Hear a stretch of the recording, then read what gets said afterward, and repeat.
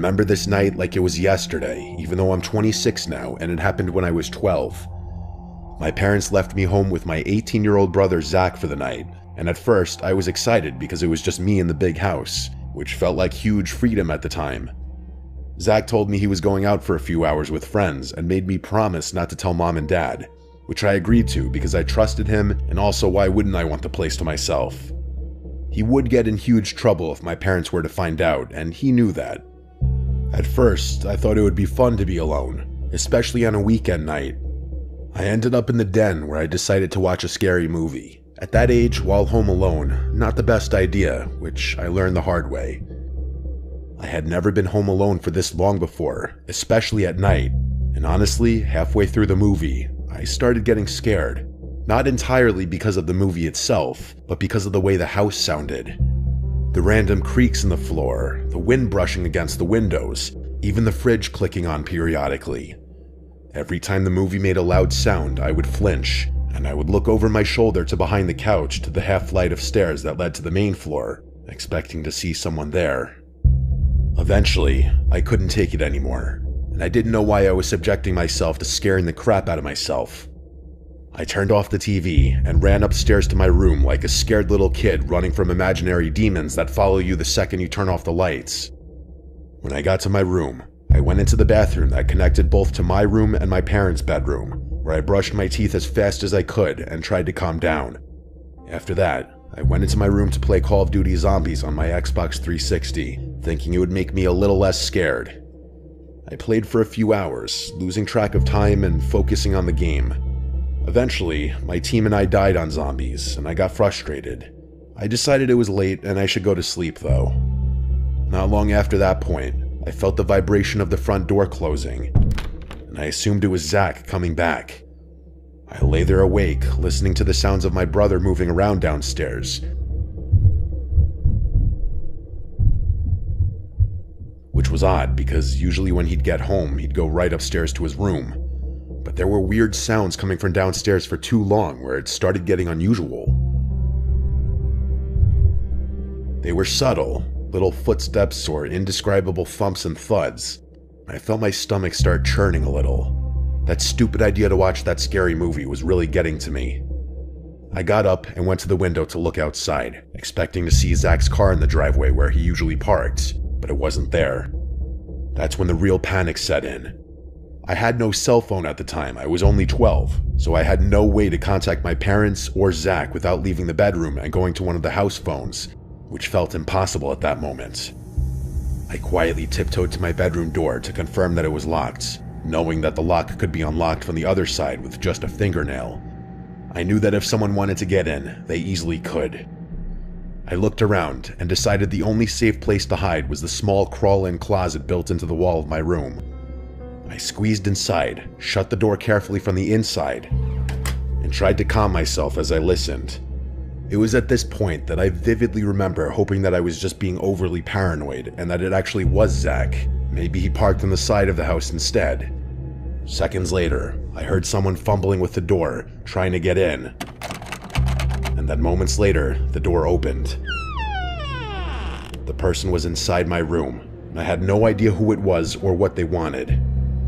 I stayed completely still, listening to footsteps moving around my room, feeling the floorboards creak beneath the weight of someone walking, and hearing things being moved and shifted around. Every second felt like an eternity. I was terrified that the closet door could open at any second and I could be dead. I still prayed it was my brother, but I stayed quiet, barely breathing and hoping that whoever it was would leave. I could hear them dragging something across the floor at one point, which made me even more nervous. I felt like hours had passed, though it was probably only minutes. Eventually, I heard footsteps receding and moving away from my room. I stayed in the closet for what seemed like forever, likely 2 hours, until finally, I heard Zach calling my name from across the house. His voice sounded urgent and pissed off, and a few moments later, he came into my room and called my name again. I stepped out of the closet, and the first thing he did was yell at me, asking what I was doing in there and what I had done to his room. It was this moment that confirmed to me that it was in fact not my brother who was in the house. I explained the situation as quickly as I could, still shaking and unable to stop my hands from trembling. Once he understood, we both got up and started looking around the house together. That's when we realized how bad it really was. Drawers had been pulled out, some of our electronics were missing, including TVs and gaming consoles. It was clear someone had been through the house and had taken things that were valuable. Zach immediately called the police, knowing that this was serious, and we waited together, still on edge, checking doors and windows to make sure nothing else was taken. The police came and made a report, writing down everything that was missing and asking us questions about what happened. They told us they would investigate and that we should wait for our parents to get home. Around 4 a.m., our parents arrived. My dad was furious and went straight for Zach, smacking him square in the face for being such a careless idiot, not only leaving me alone, but leaving the front door unlocked. My mom checked on me, gave me a hug, and told me she was just glad I was safe. Zach was forced to pay monthly rent from that point on to slowly pay back for all the things that were stolen and treated with extreme caution after that night. I, on the other hand, was not punished at all. I was just shaken up, terrified of what had happened, and the whole experience stuck with me for years. Every time I thought about it, I could feel the fear all over again, remembering hiding in that closet and hearing someone walking around my room, not knowing if I would make it out alive. It was by far the scariest experience of my life, and it has stayed with me even now.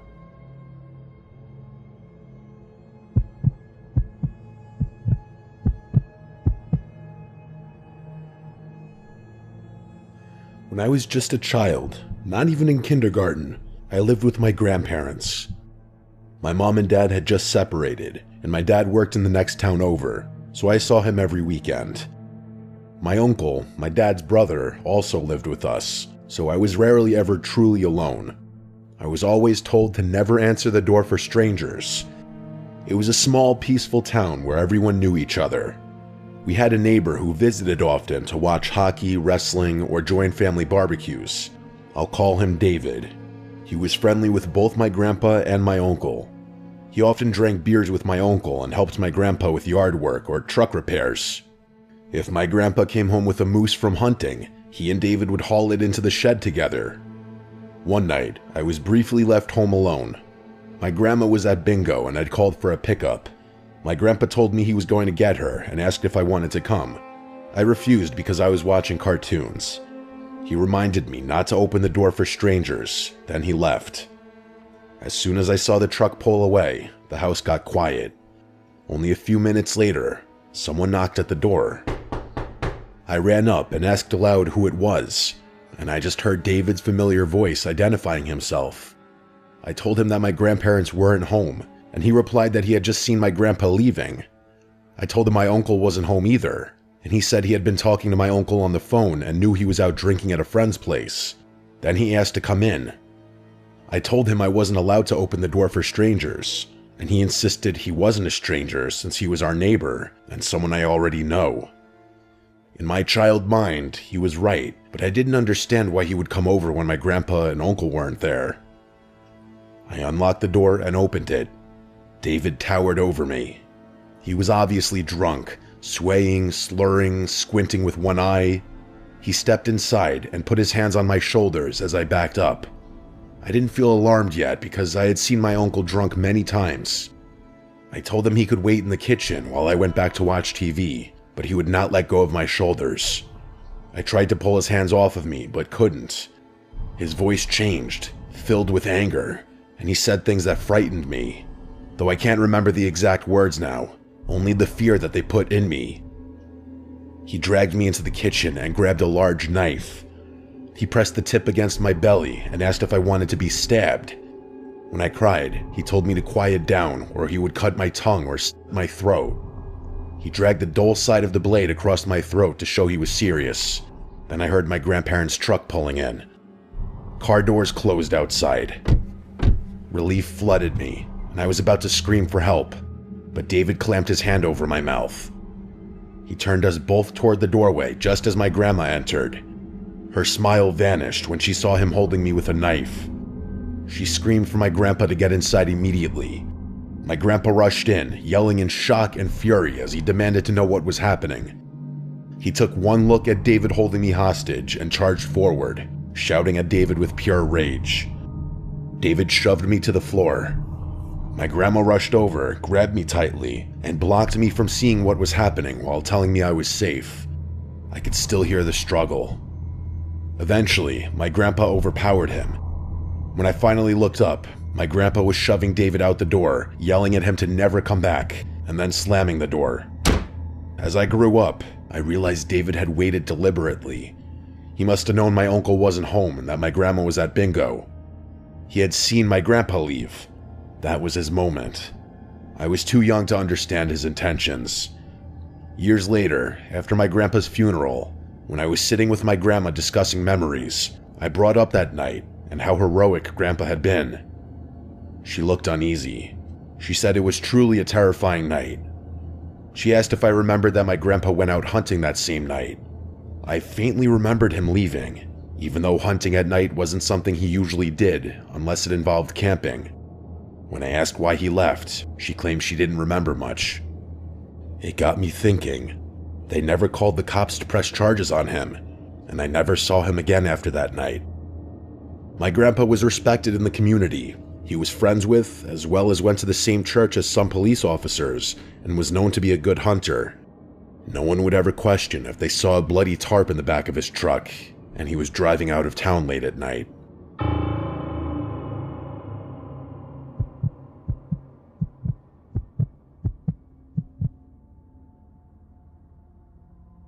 This story happened a few years ago during spring break in 2020 when I was 15. I was home alone one night while my parents were out of town. I was just hanging out in my room when I got a call from one of my mutual friends from school, who I'll refer to as Mason. I don't usually get calls from Mason, let alone texts or keep in touch with him, but I answered anyway. Before I could get a word out, he asked what I was doing. I told him I was just at home and wasn't up to anything. He then asked if he could drop off one of my buddies because he needed a place to stay for the night. This buddy of mine is someone I've known since 3rd grade, who I'll refer to as Neil. I basically told him I didn't feel like having company over and just wanted to chill by myself. After hearing this, Mason practically begged me to let Neil stay at my house. I could sense desperation in his voice as he pleaded with me to let him drop Neil off. I was still reluctant at first, but then Mason told me he'd let me use his weed pen if I let him drop off Neil. After he said that, I caved and told him they could pull up. Looking back, I realized how dumb I was to let something like that persuade me, considering what happened next, but I was a stupid pothead at the time, so what can you do? Neil has always been very outgoing, almost with zero filter, and he doesn't care what others think about him. So when I heard from my brother and other friends the week prior that he had started acting really weird in his classes, I didn't think much of it at first. I asked my brother to elaborate, and he told me that Neil would sometimes start laughing or clapping out of nowhere, even if the classroom was completely silent, and he would sometimes say very strange things to people for no reason, like claiming the basketball coaches were Freemasons trying to convert him. After hearing this, I realized Neil wasn't acting normal, and it wasn't until he and Mason arrived at my house that I understood how bad it really was. I met Mason and Neil at my front door and greeted them like any other day. I hit Mason's weed pen as promised and gave it back. As Mason was about to leave, he grabbed Neil by the shoulders in a very serious way, tears forming in his eyes, and he pleaded with him not to do that thing. Neil looked at him blankly and casually responded that he understood. I really should have asked what was going on, but for some reason, I didn't, and I let Neil inside as Mason left. After I closed the front door, the first thing Neil asked me was whether all the doors in the house were locked. Red flags immediately went off in my head, and I knew I had just gotten into something bad. I told him they were locked and asked why. He asked me to check, so I led him down the narrow hallway by the front door to show that the back and laundry room doors were both locked. He didn't say anything after I confirmed it, and we stood in silence for a few seconds. Then, out of nowhere, his hand shot up like he was raising it, and he put on this eerie, toothy smile that I can still see clearly in my mind. He held it for a few seconds before lowering his arm without saying a word. I forced a fake chuckle to make the situation seem less weird. Then, Neil asked for some water, so we went to the kitchen. As I grabbed bottles from the fridge, I noticed him lingering by the drawer with silverware, including the knives. I watched as he slowly opened the drawer and reached for a steak knife. Without thinking, I ran over, grabbed his hand before he could take it, and slammed the drawer shut. Neil didn't react or move. He just stared at me and let out a chuckle like he was pretending it was a joke. At that moment, I could feel my heart pounding in my ears, and I was frozen in fear. The kind of fear people describe in life or death situations. I had never felt like my life was in danger until that moment, and I could only focus on how I was going to get Neil out of my house. He finally broke the silence by suggesting we go to the park in the neighborhood. I agreed as if nothing happened. We walked to the laundry room leading to the driveway, and I intentionally let him out first. I told him I needed to put shoes on, which I did. He paused and subtly looked disappointed, telling me to hurry up. I shut the door, locked it immediately, and called my brother to explain what had just happened. After finishing the call, I grabbed every knife in the kitchen and brought them upstairs to my room. Keep in mind, I was stoned at the time, so my decision-making wasn't perfect, but I knew I needed to prevent Neil from forcing his way back into the house. My brother arrived with 3 friends in less than 5 minutes, and they met Neil outside. I stayed inside for a few minutes, nervous, then went out. My brother and friends were talking to Neil, who was rambling about the school's basketball coaches being in the Illuminati and claiming they would sexually assault the boys on the team to make them play better.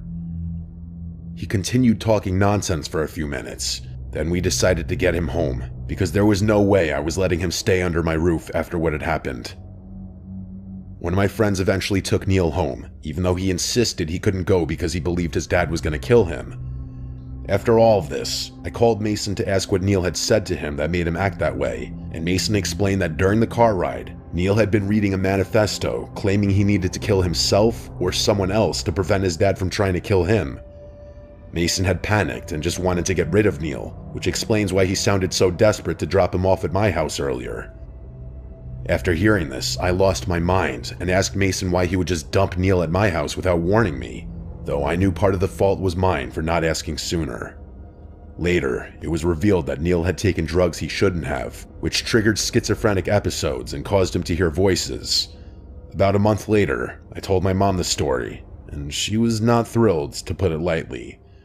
Needless to say, I avoided something truly horrific that night by being on edge when Neil entered the house, and I still think about what could have happened if I hadn't paid attention to him in the kitchen.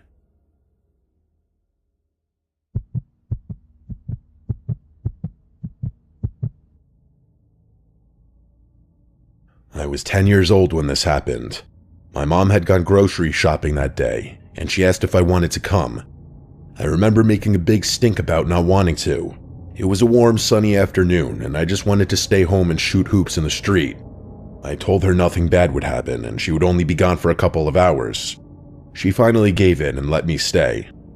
As soon as she pulled out of the driveway, I grabbed the old basketball from the garage and started shooting around in the street where we had a hoop set up. I shot around for a while, doing little games with myself, pretending I was down by 1 with a buzzer shot. I was sweating a little from running back and forth, and at one point I stopped to catch my breath. I bounced the ball lazily and looked around the neighborhood as I caught my breath. That's when I looked up toward the house. At the upstairs window, someone was staring down at me. It was only a shadow behind the glass at first, like someone was standing back from the sunlight. I stared for a good second or two before the shape shifted slightly, and I realized it wasn't some kind of trick from the sun. Someone was up there at the window, looking out at the street. None of my family was supposed to be home. My sister was at college, my dad was at work, and my mom was across town buying groceries. I dropped the basketball without meaning to. The window was my sister's room. The blinds were half open, and the figure was right behind them. I say figure because that's all I saw, no distinguishable features. I didn't know what else to do except run inside and see who was home. I ran around the side of the house and through the backyard gate. I burst inside and slammed it shut behind me. I yelled up the stairs asking who was home. My voice cracked when I yelled it. For a second, I didn't hear anything. Then a voice answered from upstairs. It said, "Brad, come upstairs." It wasn't my mom, it wasn't my sister, and it wasn't my dad. It was deeper than any of their voices, but not deep like a grown man trying to sound scary. It sounded like someone trying to sound normal. I didn't go anywhere near the stairs. I ran straight through the house, grabbed the house phone off the kitchen counter, and sprinted back outside as fast as I could. I called my mom and told her someone was in the house, and she didn't believe me at first. She told me that's not something to joke about, and she said that she was almost done shopping. But I started basically crying into the phone, telling her I wasn't joking, telling her I heard someone call my name from inside, and they're at the upstairs window. She finally believed me when I started sobbing and begging her to come home. She said she was leaving the store right now. After she hung up, she must have called the police because a cop car pulled up at the same time my mom's car turned into the driveway. She ran to me asking where I saw the person. I pointed to the upstairs window. The police went in first. My mom followed them inside after a minute or two. I waited out front. I didn't want to go back in there. For 10 minutes, I just stood there, staring at the upstairs window. No one appeared at it again. Eventually, one of those officers came out and told me it was safe to come inside. I went in and pointed upstairs to the room where I saw the man. They checked the closets, under the bed, behind the dresser. They even checked the attic. They checked every room in the house. They didn't find anyone or anything. After the police left, my mom started acting doubtful again. She said she believed me, but I could tell she didn't fully. She said if she found out I was messing around, I'd be punished for scaring her and wasting the police's time.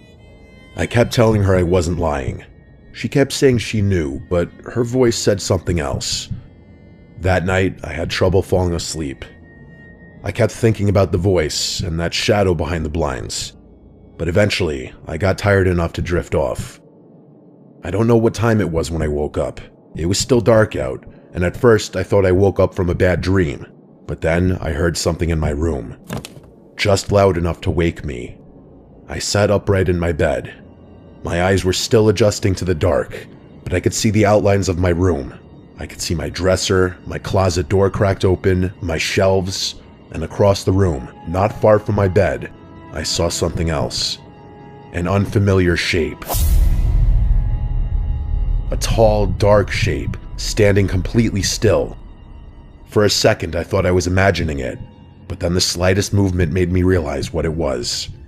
It was a person, a full-grown person standing in my bedroom. I didn't even have time to breathe. I just screamed, a loud, broken scream that tore out of my throat. As soon as I screamed, the figure moved, fast. It darted across my room in 2 steps, grabbed my window, slid it open, and jumped out. I heard the man's feet land on the small awning below the window. My parents burst into the room as soon as I screamed. My dad ran straight to the window and looked out. Then he ran downstairs and out the back door to try to find whoever it was. A rusted SUV I hadn't noticed parked in the brush and drove off. I lay in the snow for 20 minutes, terrified they would come back if I moved. Eventually, I got up. I was freezing, bruised, and bleeding. My truck was useless. I had to walk 3 miles down the mountain to get cell service. I flagged down a passing car, a nice older couple. When I used their phone to call the police, no. I called my wife. I told her I had a blowout and slid into a ditch. I told her I lost my phone in the snow while trying to dig the truck out. When I got home that night, I hugged Lee so hard she complained I was squeezing her. We moved 3 months later. I told my wife I got a job offer in a different state, but that was a lie. I just quit. I couldn't stand living in that house anymore, knowing that somewhere out there, 3 men knew exactly where my daughter slept. I never canceled the credit cards immediately. I waited a day just to make sure they didn't think I was acting too fast. I never reported the assault.